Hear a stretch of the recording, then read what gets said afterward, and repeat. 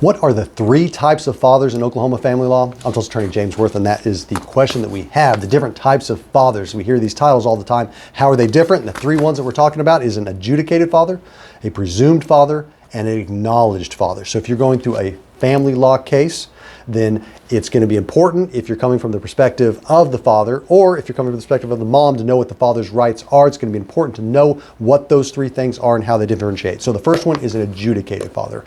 So that would be where the father has been determined by a court. So there was an adjudication, there was a hearing, there was a trial that ultimately resulted in a decree of paternity, a court order that says that that person is the father and that he has the rights and responsibilities associated therewith. So if we have a child that's born outside of a marriage and rights aren't established, those need to be established, then you can file a paternity action and ultimately get an adjudication, a final court order finding that you're the father, and then that's an adjudicated father from that point forward. Next one is a presumed father. Okay, so if you are married and you have a child, then you are the presumed father. Most of the time, when people are married and they have kids, they don't go to court for paternity actions. Most of the time, they're the presumed father, and that's all they ever need. But that doesn't trigger in all circumstances. So when is it triggered for you to be the presumed father? First one, obviously, is if you're married when the child is born. The next one is if you're married within 300 days. The child is born within 300 days of being married, but the marriage was terminated. So if you're married and then you divorce, or one party dies, or there's an annulment, whatever the case is, after the end of the marriage, if a child is born within the next 300 days, that presumption still applies.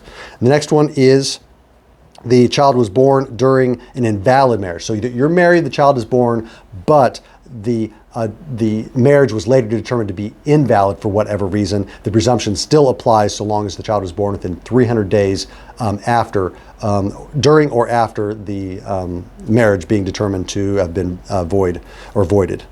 And then the last one is that where the parties are married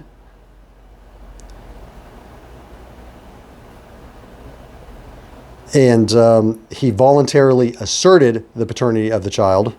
This is for after. So this is the child is born and then, this is how it's different than the other ones. The other ones had the child born after the marriage. In this case, the child is born, the parties aren't married, but they married thereafter in apparent compliance with the law, whether that marriage is determined to be void or not later. He has voluntarily asserted his paternity over the child, and one of the following three things. He has his name as the father on the birth certificate. He has promised in a record somewhere to support the child as his own.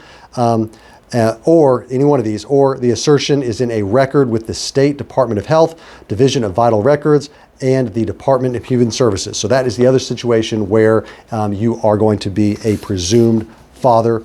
Last case for a presumed father is if for the first 2 years of the child's life, he resided in the same household with the child and openly held the child out as his own. So that is the one that does not require any kind of marriage. If he has voluntarily asserted that he's the father, resided with the child, so it takes 2 years for this to happen, resided with the child in the same household, and has openly held out his child as own, then he's going to be the presumed father at that point. Okay, so what is the third one? We've talked about adjudicated father, then we talked about presumed father, now we're talking about the third one, acknowledged father. So if we have a child that is born and the parents are not married, most of the time at the hospital, you've got an acknowledgement of paternity that is signed by the mom and the dad, both asserting under oath to the Department of Human Services, Vital Records, that he is the father. And if that is done, from that point, you are the acknowledged father. And there are certain rights and responsibilities that go along with that based on recent changes in the law.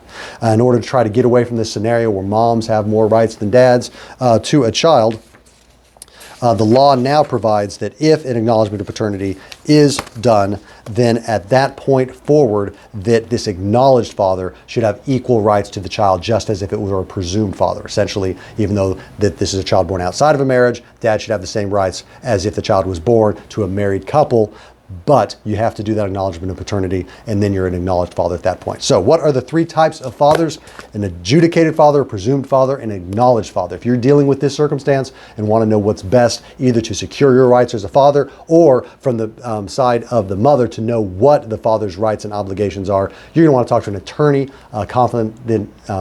in confidence, confidentially, in order to get the specific circumstances of your case applied to get legal advice for you. To get that scheduled with an attorney at my office, you can go online to makelawEasy.com.